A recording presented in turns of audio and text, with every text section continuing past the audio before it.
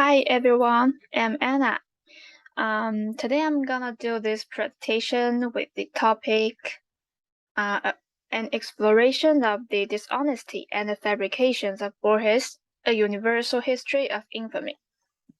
So here are the contents. First, I will do a brief introduction, and then I divide the main content of this three parts, and finally I will do a conclusion. So Borges wrote about Billy the Kid in his book Universal History of Infamy and called him the disinterested killer, Bill Harrigan. He briefly recounted his life in this book. Born in New York in 1859, Billy the Kid joined swamp angels at the age of 12 and embarked in his murderous road. He killed a lot of people both in the West and in Mexico, and he was eventually shot and killed by Shreve Garrett in 1880s. However, according to Bird, 2008, although there's a lot of literature describing Billy the Kid, a lot of it was created for entertainment or will confuse people. So Billy the Kid himself is still a mysterious presence in America West. This pre is going to compare different books with Borges in the next talk and find out some of what Borges wrote that is untrue and fabricated. So the first one is character of Billy the Kid. In Borges' book, he writes this paragraph, and we can catch some important sentence and words. He took pride in being white. He was also scrawny, wild, and coarse. So from Borges' description, we can see that when he was young, Billy the Kid was scrawny, wide, and coarse, and it is all very negative. But in another book, Billy the Kid, A Short and Violent Life, Audley writes this sentence in his book. Billy was one of the best boys in town.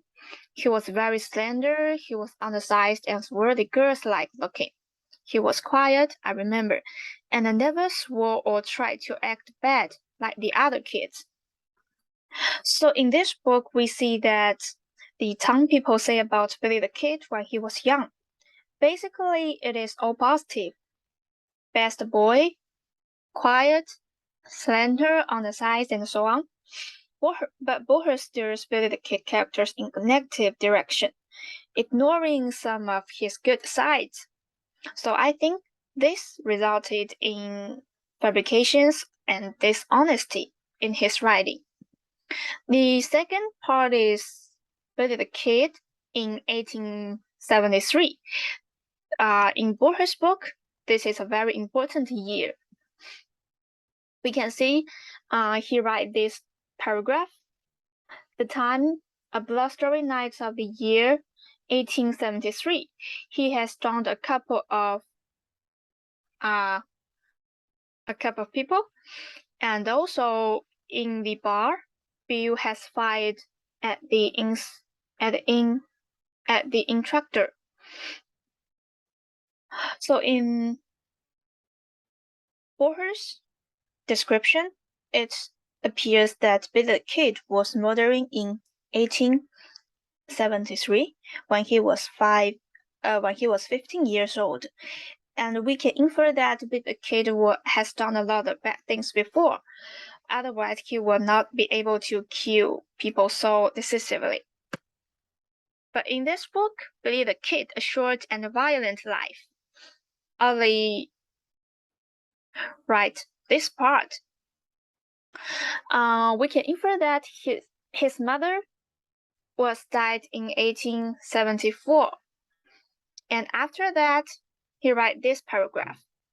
Whether incited by the police or simply by the absence of parental restraints, he do his first offense. It was the theft of several pounds of butter.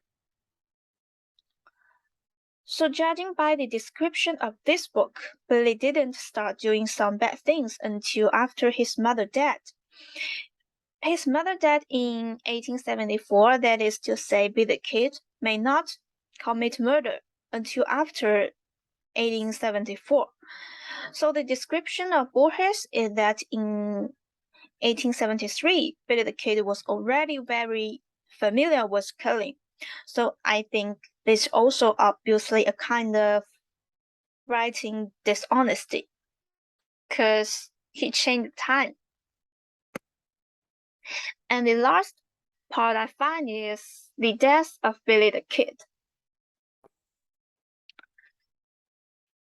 Borges writes this in his book, The Night of 2050s, on July 1880s. Billy the Kid was dead, and here are some details. The horse kept on.